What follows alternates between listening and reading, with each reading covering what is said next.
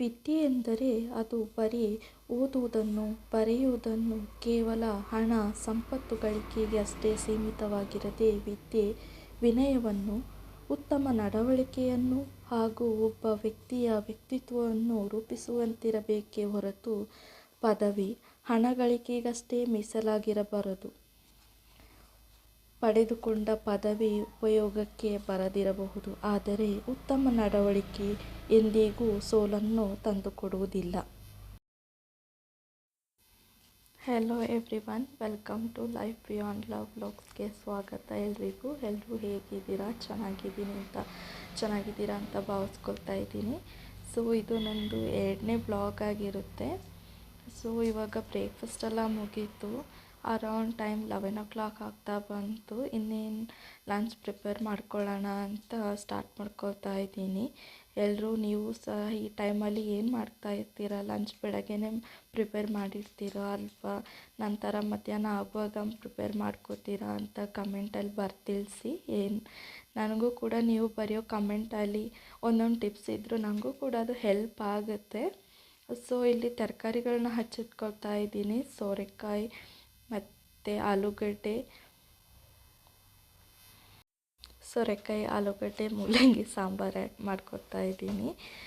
Okay, ಮೊದಲೇ ಬೇಳೆ ಮತ್ತು ಟೊಮೆಟೊ ಹಾಕಿ ವಿಷಲ್ಗೆ ಇಟ್ಟಿದ್ದೀನಿ. ಸೊ ಅದು ವಿಷಲ್ ಬಂದು ಟೊಮೆಟೊ ಹಾಗೆ ಬೇಳೆ ಎಲ್ಲ ಚೆನ್ನಾಗಿ ಬೆಂದ ತಕ್ಷಣ ಮ್ಯಾಶ್ ಮಾಡಿಕೊಂಡು ಮತ್ತೆ ತರಕಾರಿ ಸೇರಿಸ್ಕೊಂಡು ಇನ್ನೂ ಒಂದು 2 ವಿಷಲ್ ಕೂಗಿಸ್ಕೊಂಡ್ರೆ ಮತ್ತು ಅದು ಬೇಕಾಗಿರುವಂತಹ ಮಸಾಲ ಐಟಮ್ಸ್ ಎಲ್ಲ ಹಾಕಿ ಒಗ್ಗರಣೆ ಕೊಟ್ಕೊಂಡ್ರೆ ಸಾಂಬಾರು ರೆಡಿಯಾಗಿ ಹೋಗುತ್ತೆ.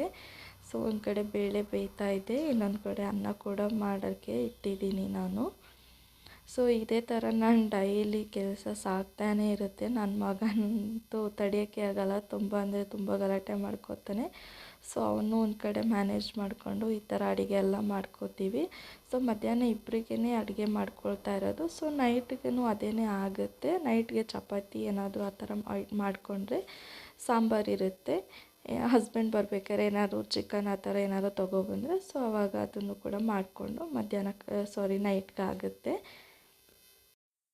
ನಮ್ಮ ಕಡೆ ಅಂತೂ ಇವಾಗ ವಿಂಟರ್ ಬೇರೆ ಸ್ಟಾರ್ಟ್ ಆಗಿಬಿಟ್ಟಿದೆ. ಚಳಿ ಅಂದರೆ ಚಳಿ ಫ್ರೆಂಡ್ಸ್.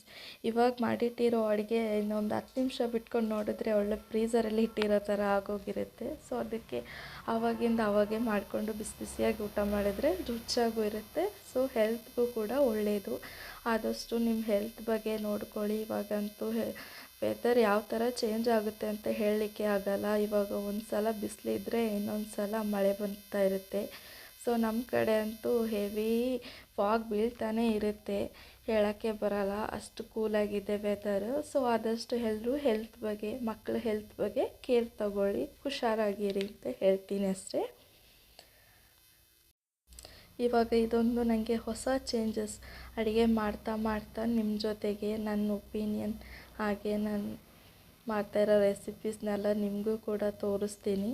ನಾನು ಅಷ್ಟೊಂದು ಎಕ್ಸ್ಪರ್ಟ್ ಅಲ್ಲ ಅಡುಗೆ ಮಾಡೋದ್ರಲ್ಲಿ. ಸೊ ಬೆಟರ್ ಏನು ಹೇಳೋದು, ಓಕೆ ಮಾಡಿದ್ರೆ ತಿನ್ಬೋದು, ಎಲ್ರಿಗೂ ರುಚಿಯಾಗಿಯೂ ಇರುತ್ತೆ, ಹೆಲ್ದಿಯಾಗೂ ಕೂಡ ಮಾಡ್ತೀನಿ. ಸೊ ನೋಡ್ತಾ ಇರ್ಬೋದು ನೀವು, ಅನ್ನ ಬೇಯ್ತಾ ಇದೆ. ಸೊ ಬೇಳೆನೂ ವಿಷಲ್ ಬಂದಿದೆ, ಕೂಲಾಗಲಿ ಅಂತ ಕುಕ್ಕರ್ ಇಟ್ಟಿದ್ದೀನಿ. ಸೊ ಇನ್ನೇನು ವಿಷಲ್ ಆಗಿದೆ. ಸೊ ಕೂಲ್ ಆಗಿದೆ. ಓಪನ್ ಮಾಡಿ ನೋಡೋಣ ಹೇಗಾಗಿದೆ, ಏನು ಕತೆ ಅಂತ. ಓಕೆ, ಪರವಾಗಿಲ್ಲ, ಚೆನ್ನಾಗಿ ಬೆಂದಿದೆ. ಇನ್ನೇನು ಇದನ್ನು ಚೆನ್ನಾಗಿ ಸ್ಮ್ಯಾಶ್ ಮಾಡ್ಕೋಬೇಕು ಫ್ರೆಂಡ್ಸ್. ಚೆನ್ನಾಗಿ ಸ್ಮ್ಯಾಶ್ ಮಾಡಿಸ್ಕೊಂಡು ತರಕಾರಿ ಎಲ್ಲ ಹಾಕಿ ಬೇಯಿಸ್ಕೊಂಡ್ರೆ ಚೆನ್ನಾಗಿ ರುಚಿಯಾಗಿರುತ್ತೆ. ನನಗೂ ಇದು ಮೊದಲು ಗೊತ್ತಿರಲಿಲ್ಲ. ನನ್ನ ಫ್ರೆಂಡ್ ಒಬ್ಬರು ಈ ಥರ ಚೆನ್ನಾಗಿ ಸ್ಮ್ಯಾಶ್ ಮಾಡಿ ಆಮೇಲೆ ಸಾಂಬಾರು ಮಾಡು, ಸೊ ಟೇಸ್ಟಿಯಾಗಿರುತ್ತೆ ಅಂತ ಹೇಳಿದ್ರು. ಸೊ ಆವತ್ತಿಂದ ಇವತ್ತವರೆಗೂ ಅದನ್ನೇ ಫಾಲೋ ಮಾಡ್ಕೊಳ್ತಾ ಬರ್ತಾಯಿದ್ದೀನಿ ಫ್ರೆಂಡ್ಸ್ ನಾನು.